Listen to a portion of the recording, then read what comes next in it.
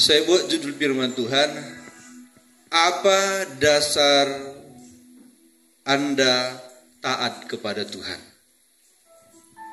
Apa dasar Anda taat kepada Tuhan? Ya. Saudara, ketaatan kepada Kristus itu tidaklah mudah untuk kita lakukan.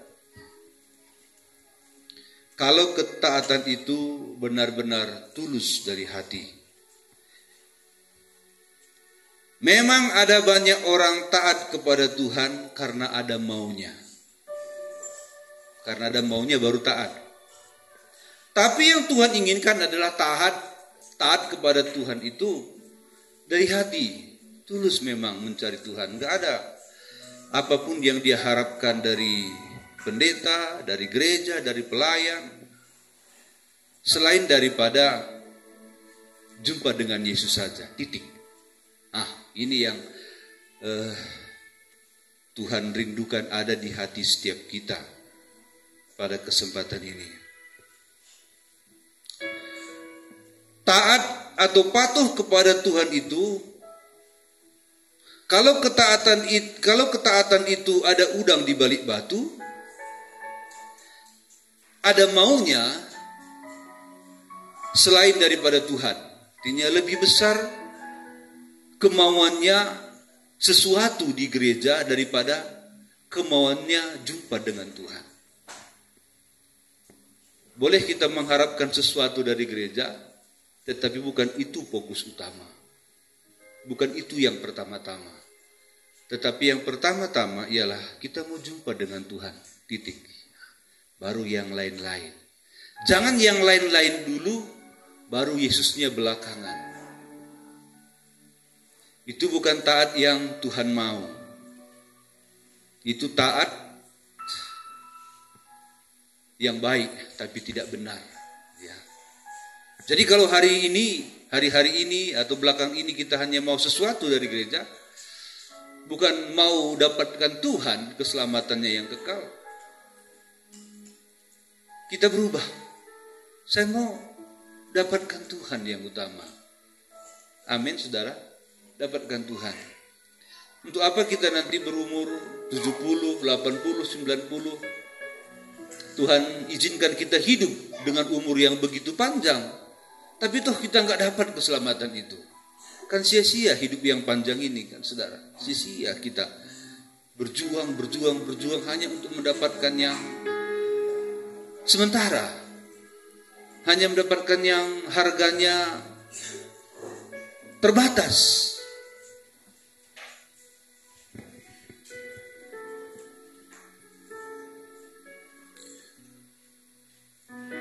Tuhan ingin supaya ketaatan kita, kepatuhan kita, kerajinan kita itu berdasarkan kita benar-benar mengasihi Dia, yaitu Tuhan.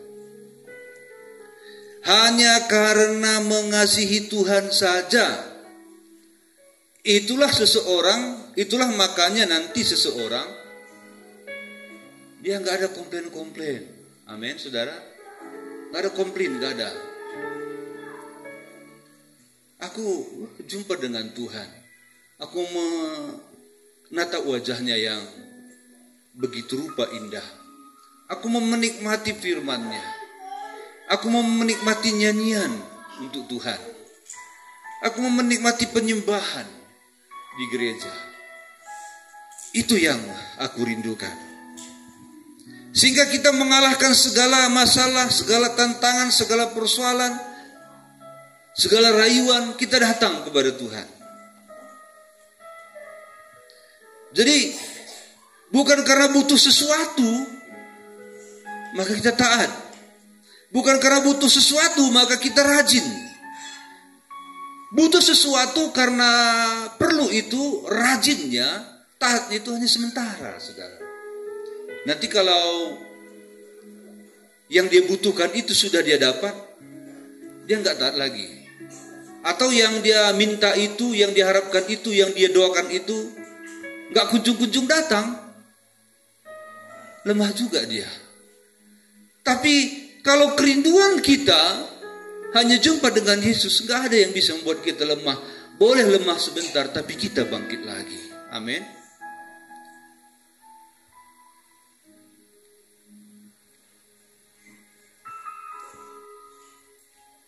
Saudara dikasih Tuhan,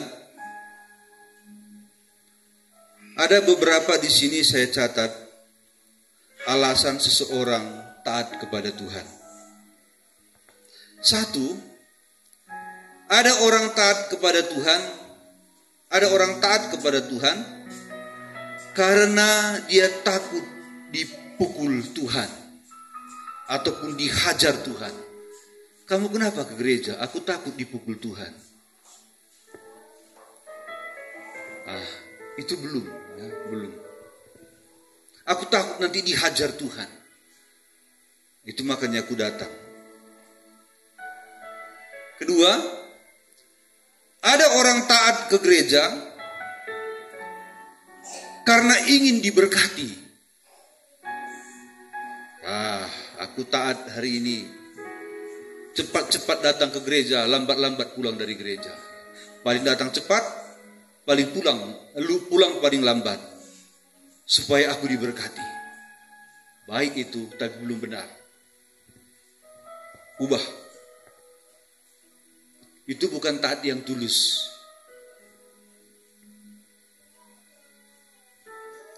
Yang ketiga, ada orang taat supaya sakitnya sembuh. Mungkin dia ada penyakit di jantung, di pernapasan, kanker mata, kaki dan lain sebagainya.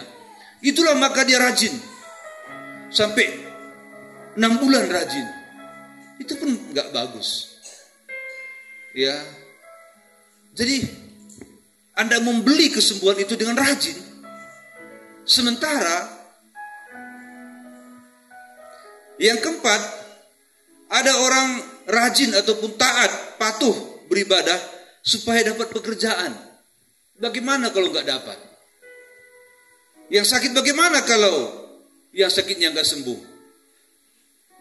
Yang mau diberkati, bagaimana kalau gak diberkati, gak kaya-kaya? Berubah? Pasti. Karena cintanya itu cinta uang Tuhan, cinta mujizat Tuhan, cinta pertolongan Tuhan, bukan cinta Tuhan. Yang kelima, ini gadis sama lajang ini. Dia rajin, taat, setia kepada Tuhan supaya dapat jodoh yang baik, ganteng dan kaya. Atau yang baik, cantik dan kaya. Sempurnalah. Jadi untuk mendapatkan yang sempurna, sok mengkhotbahi lagi dia. Saudara, teman, kalau kita mau mendapat yang sempurna dari Tuhan, maka kita pun harus ibadah dengan sempurna. Dia gas sampai berapa bulan, sampai berapa tahun. Bagaimana kalau yang didapat itu tidak seperti yang diinginkan? Dia pasti lemah. Karena tujuannya bukan Tuhan, tapi jodoh. Seringkali seseorang anak Tuhan itu, dia fokus kepada Allah luar biasa, yang sanggup melakukan perkara besar. Jadi kalau ayat-ayatnya, semua ayat-ayat mujizat. Musa membelah laut Tebrau, ya. Petrus menyembuhkan orang sakit, Paulus menghidupkan si orang mati, ya. Itu saja semua ayat emasnya. Dan kurasa di sini pun kita, saya rasa nggak ada ayat emas kita yang berat-berat. Kasihilah musuhmu. Malayaki 3:10, berilah persepuluhan, nggak ada itu. Kalau itu nggak ada. Sampai dulu di tahun baru saya masukkan Malayaki 3:10, tapi sekarang nggak lagi, nggak lagi saudara. Karena saya takut Anda tidak bersuka cita. Saya berdoa, berikanlah ayat-ayat pengharapan di buka tahun Tuhan. Nah, dan yang keenam saudara, kenapa rajin, taat, setia dan patuh? yaitu karena benar-benar mengasihi Tuhan tanpa syarat. Amin. Ngerti maksud saya? Benar-benar mengasihi Tuhan tanpa syarat. Jadi Tuhan gak tolong, tetap cinta Tuhan. Amin. Itu tanpa syarat. Ditolong Tuhan, tetap cinta Tuhan. Dihina orang, tetap cinta Tuhan. Dipuji orang, tetap cinta Tuhan. Gak dipedulikan pun, cinta Tuhan. Ini yang Tuhan mau. Berapa banyak di antara kita yang mengasihi Tuhan bersyarat. Tuhan, aku akan setia kalau Tuhan buat mahal cabeku. Aku akan lebih setia Tuhan kalau lebih mahal, kalau mahal bawang putihku, bawang merahku, tomatku, kolku, sayurku. Kalau tidak, apakah cintamu sebatas cabai, tomat, kol, kentang? Halo? Dan kalau itu tidak dijawab, maka cinta tidak disambung lagi. Saudara, kita cinta Tuhan, jangan bersyarat. Amin. Tuhan, kalau sembuh nanti aku tambah setia. Itu bersyarat. Kalau Bapak berkati pekerjaanku, aku setia. Kalau Tuhan sembuhkan aku, baru aku setia. Kalau tidak, Tuhan ingin kita mengasihi Dia, kita mencintai Dia tanpa syarat. Ku tetap cinta, ku tetap cinta, walau badai datang menerpa, ku tetap cinta. Sampai situ saja saudara, saya enggak tahu lagu. Kita tetap cinta apapun yang terjadi, amin. Jangan bersyarat saudara, jangan bersyarat. Kalau kita mengasihi Dia, itulah ranking pertama, itulah nomor 1 di hati kita. Percayalah saudara, Dia akan hiasi engkau dengan suami yang baik, ganteng. Dia akan hiasi engkau dengan rumah milik pribadi. Dia akan hiasi engkau dengan ladang. Dia akan hiasi engkau dengan mobil. Dia akan hiasi hari-harimu dengan kebahagiaan. Bunga di padang saja saudara, Dia hiasi begitu indah. Yang pagi-pagi mekar, sore layu, dan dibuang. Bunga itu Tuhan tidak sediakan hidup kekalnya. Dan untuk bunga Yesus tidak pernah mati, tapi untuk Anda Dia mati. Maka lebih lagi Dia akan hiasi Anda di dunia ini, terlebih di dunia yang akan datang. Ataupun seperti ayat yang kita baca tadi, di hari penciptaan kembali Dia akan mendapat bagian di sana.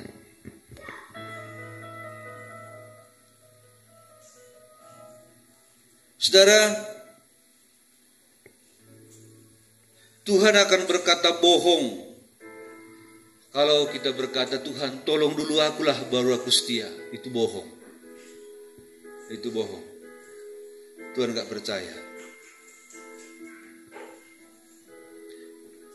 Dalam Kejadian 12 ayat 1-2, bagaimana ketaatan Abraham mengikut Tuhan, perlu kita contoh saudara. Kejadian pasal 12 ayat 1-2. Udah tampil di layar? Iya. Saya akan baca. Berfirmanlah Tuhan kepada Abram, pergilah dari negerimu, dari sanak saudaramu dan dari rumah bapamu ini ke negeri yang akan kutunjukkan kepadamu.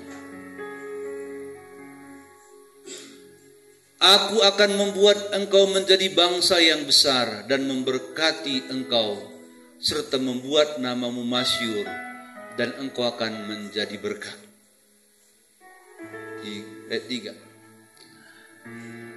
Aku akan memberkati orang-orang yang memberkati engkau dan mengutuk orang-orang yang mengutuk engkau.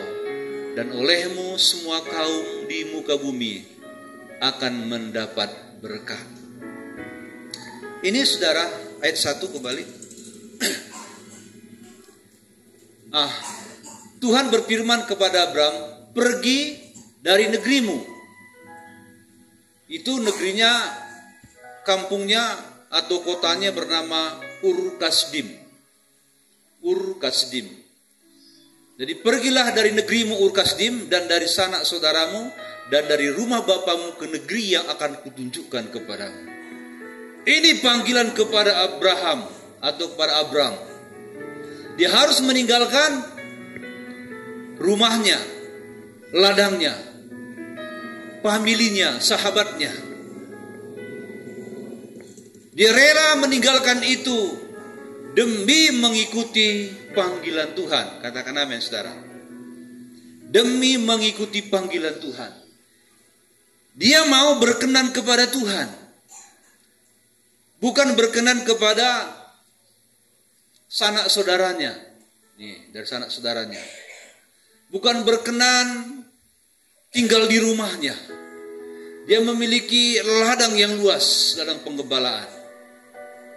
Tapi dia tinggalkan semua. Karena bagi dia jauh lebih mahal panggilan Kristus daripada bertahan di kampungnya sendiri. Ya, panggilan Abraham sama juga dengan panggilan kita. Tuhan panggil kita, tinggalkan kampungmu. Bukan kampung ini. Ur-Kasdim, nama kampungnya ini. Ur-Kasdim itu saya beri arti dosa. Tinggalkan dosamu yang kau cintai, yang kau sayangi. Beranjaklah ke perkara-perkara rohani. Ikutilah panggilanku. Kita dipanggil bukan untuk menyenangkan sanak saudara kita. Abraham dipanggil bukan untuk menyenangkan sanak saudaranya, tapi tinggalkan sanak saudara. Rumah bapa, negeri. Pergilah ke negeri yang akan kutunjukkan kepadamu. Itu kata Tuhan. Ini adalah satu perjalanan iman. Kita juga, saudara, sudah beranjak dan meninggalkan perjalanan iman kita, meninggalkan masa lalu kita yang penuh dengan dosa. Ini Ur-Kasdim masa lalunya Abraham. Tuhan berkata, tinggalkan masa lalu. Ikuti. Akulah, kata Tuhan, masa depan. Amin. Tuhan masa depan kita. Tuhan masa depan kita. Jangan salah, saudara. Jadi Abraham pergi tanpa tawar-menawar. Dia pergi tanpa tawar-menawar. Ikuti panggilan Tuhan. Bagaimana dengan kita? Coba kita selidik hati kita. Kita dipanggil Tuhan untuk memperoleh hidup yang kekal. Inilah panggilan Tuhan kepada Abraham. Ayat 2. Aku akan membuat engkau menjadi bangsa yang besar dan memberkati engkau serta membuat namamu masyhur, dan engkau akan menjadi berkat. Inilah panggilan Tuhan kepada kita, saudara, menjadi berkat. Amin. Bukan menjadi kutuk, ya. Bukan mengutuk orang lain, bukan menyusahi orang lain, tapi memberkati. Katakan amin, saudara. Anda dipanggil untuk memberkati.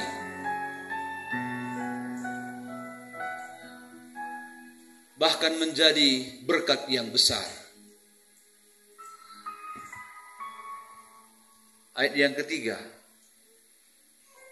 Aku akan memberkati orang-orang yang memberkati engkau dan mengutuk orang-orang yang mengutuk engkau, dan olehmu semua kaum di muka bumi akan mendapat berkat. Kaumnya, anak cucunya akan memberkati orang lain.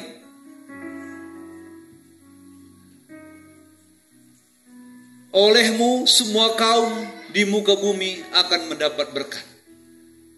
Itulah kesetiaan mengikut Tuhan. Memang saudara, dalam mengikut Tuhan, perjalanan jelas tidak mulus. Dalam mengikut Tuhan, perjalanan tidak selalu baik. Tapi Tuhan yang menolong kita. Tuhanlah yang akan memegang tangan kita. Masa-masa sukar, Dia berjalan bersama dengan kita. Dia menjanjikan penyertaan dalam suka dan duka.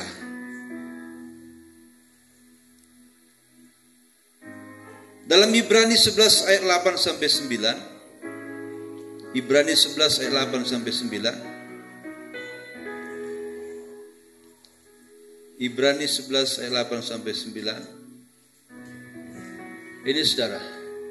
Karena iman Abraham taat ketika ia dipanggil untuk berangkat ke negeri yang akan diterimanya menjadi milik pusakanya. Lalu ia berangkat dengan tidak mengetahui tempat yang ia tujui. Ini perjalanan iman, saudara. Ya. Lalu ia, Abraham, berangkat dengan tidak mengetahui tempat yang ia tujui. Tujuannya dia nggak tahu kemana. Tapi inilah Abraham. Kenapa dia mau dibawa ke tempat yang tidak tahu dia kemana? Di mana ujung perjalanannya mengikut Tuhan, mengikuti panggilan Tuhan, dia nggak tahu. Tapi satu yang dia tahu, Tuhan menyertai. Amin. Tuhan menyertai. Itulah pegangan Abraham. Kalau Tuhan yang menyertai, kemanapun aku pergi, aku pasti diberkati. Haleluya. Kemanapun aku pergi, aku pasti ditemani. Dan kalau Tuhan yang menemani, kenapa aku takut? Kenapa aku harus takut? Kenapa hatiku gentar? Ku tidak takut, sebab